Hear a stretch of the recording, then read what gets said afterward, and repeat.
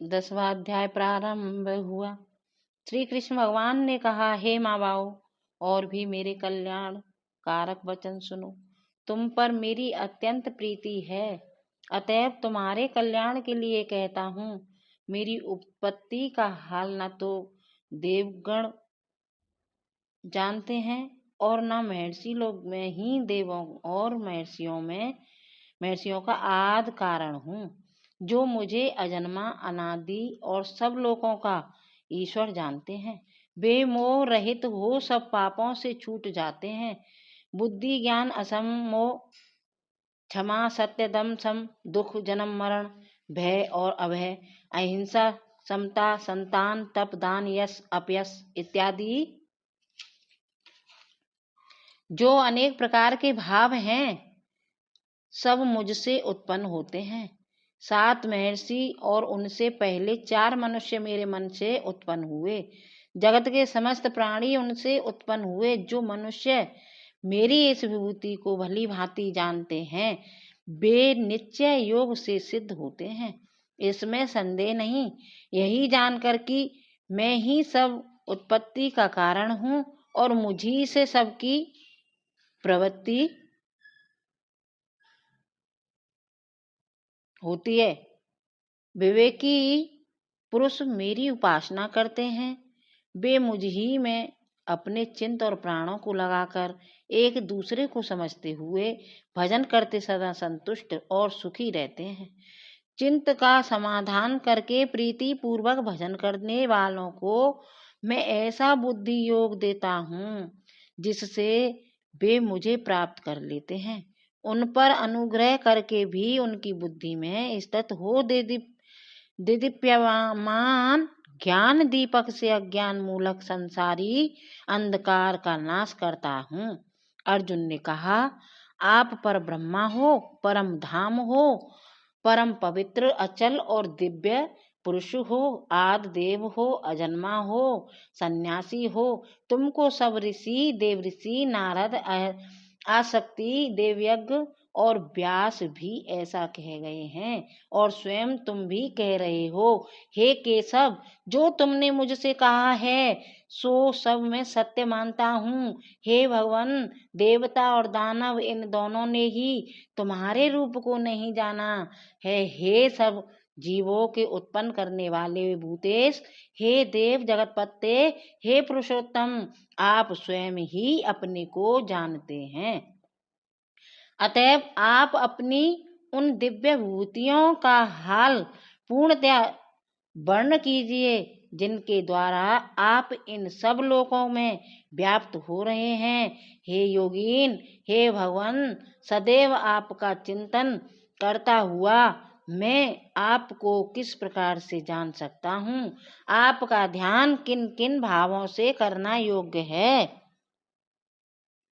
हे जनार्दन, कृपया अपनी माया और विभूतियां विस्तार से कहिए। इस अमृत रूपी आपकी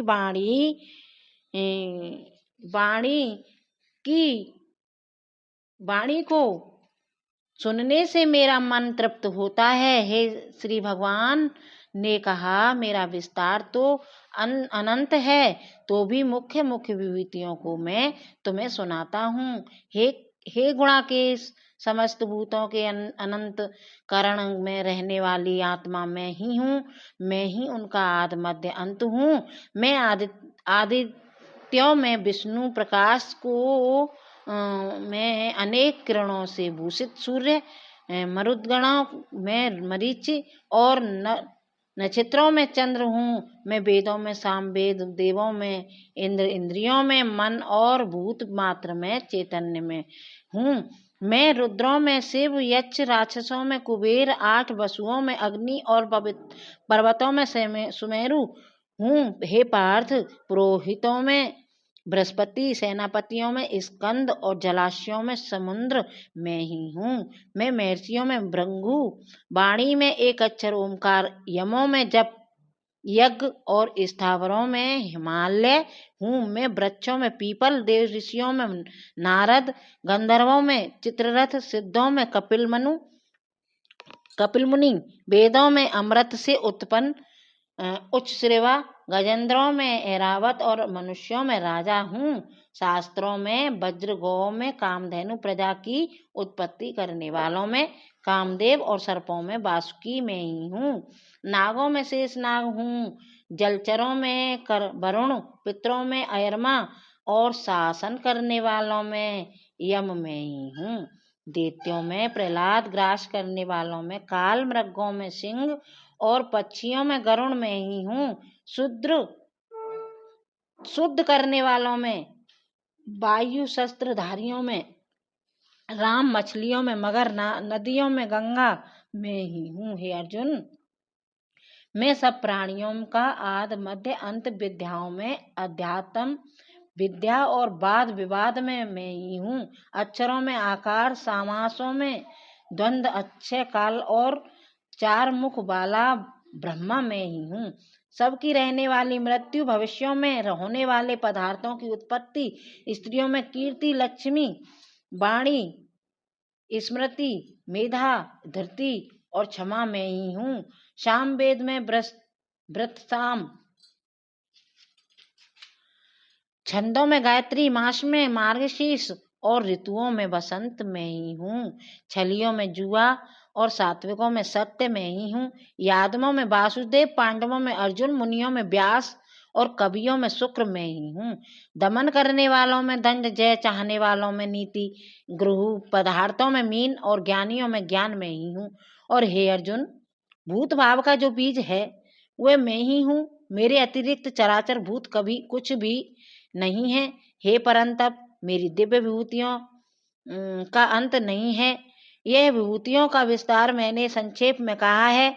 जो जो वस्तु ऐश्वर्य वान, शोभायमान और यशवान हैं, उन्हें मेरे तेज ही के अंश से उत्पन्न हुआ जानो। हे अर्जुन, इस ज्ञान से तुमको क्या प्रयोजन है? यही जानो कि मैं अपने एक ही अंश से इस जगत में व्यापक हूँ। अथ 10वें अध्याय का महात्म प्रारंभ हुआ। श्री नारायण बोले, हे लक्ष्मी, अब 10वें अध्याय का महात्म कहता हूँ, तू श्रवण कर। वाराणसी में एक धीरज नामक ब्राह्मण रहता था। धर्मात्मा हरिभक्त एक गणनीय ब्राह्मण को देखा, वह मरा पड़ा है। फिर जाकर कहा, हे स्वामीन, यह चरित्र मैंने देखा है। इसने कौन पुण्य किया जिससे भली जगह मृत्यु पाई है? चारों बातें इसकी भलिया बनी है। एक, वाराणसी क्षेत्र श्री काशी जी और गंगा जी का स्नान, संतों का और विश्वेश्वर जी का दर्शन, अन्न का छोड़ना, एकादशी का दिन। यह बात कह सुनाओ, इसने कौन पुण्य किया था? यह ब्राह्मण एक विश्वेश्वर महादेव जी के दर्शन को आ जाता था। गर्मी की ऋतु थी, उसको धूप लगी तो घबराया, उसका दिल घुटने लगा, अगोली खाकर मंदिर के निकट गिर पड़ा। इतने में भृंगी नाम का गण आया। देखो, तुम ब्राह्मण मूर्छित पड़ा है। उसने जाकर शिव जी से कहा, महादेव जी, एक ब्राह्मण आपके दर्शन को आया था, वह मूर्छा में पड़ा है। महादेव जी सुनकर चुप ही रहे। महादेव जी ने कहा, भृंगी, इसके पिछले जन्म की खबर मैं कहता हूँ। एक समय कैलाश पर्वत पर गौरा पार्वती और हम बैठे थे। एक हंस मेरे दर्शन को आया। वह हंस ब्राह्मण का वाहन था। ब्रह्मालोक से मान सरोवर को जाता था। उस सरोवर में सुंदर कमल फूले थे। एक कमल को लांघने लगा, इसकी परछाई पड़ी, वह हंस अचेतन काला हो गया, आकाश से गिरा। तब उसी समय उसी मार्ग में एक गण आया। हंस को गिरा देखकर गण ने कहा, हे स्वामीन, वह हंस आपके दर्शन को आया था, सो श्याम वर्ण होकर गिर पड़ा है। वह मेरी आज्ञा से हंस को ले आए। हमने पूछा, हे हंस, तू श्याम वर्ण क्यों हुआ? हंस ने कहा, हे प्रभु जी, मैं आपके दर्शन को आया था। मानसरोवर में कमल फूले थे, मैं उनको लांघ कर आया, इससे मेरी देह श्याम हो गई। आकाश से गिर पड़ा, कारण नहीं जानता, कैसे हुआ? यह सुनकर शिवजी हंसे। आकाशवाणी हुई कि हे शंभु जी, कमलनी से पूछो, वह कहेगी। कमलनी ने कहा, पिछले जन्म में मैं अप्सरा थी, नाम पद्मावती था। पिछले समय श्री गंगा जी के किनारे एक ब्राह्मण स्नान करके गीता जी के 10वें अध्याय का पाठ किया करता था। एक दिन राजा इंद्र का आसन चला। तब इंद्र ने आज्ञा करी, तू जाकर उस पंडित की तपस्या भंग कर। आज्ञा पाकर मैं विप्र के पास गई। उस विप्र ने मुझे श्राप दिया, कहा, हे पापनी, तू कमलनी हो। उसी समय मैं कमलनी हुई। अब मैं गीता के 10वें अध्याय का पाठ करती हूँ। उसी तेज से मेरा तेज है। मुझको लांघने वाला काला होकर अचेत हो जाता है। तब हंस ने कहा, कैसे मेरा श्याम वर्ण से श्वेत होवे, तू इस कमलनी की देह से छूट देव देई पावे। तब कमलनी ने कहा, कोई गीता के 10वें अध्याय का पाठ सुनावे, तब उद्धार होगा। तब एक ब्राह्मण ने उस सरोवर में स्नान कर शालिग्राम का पूजन कर 10वें अध्याय का पाठ किया। उस हंस और कमलनी ने सुना, तब उनका उद्धार तत्काल हो गया। हंस श्वेत हुआ और कमलनी देवकन्या हुई। 10वां अध्याय संपन्न हुआ। श्री कृष्ण जय श्री राधे। जय श्री कृष्ण जय श्री राधे। जय श्री कृष्ण जय श्री राधे।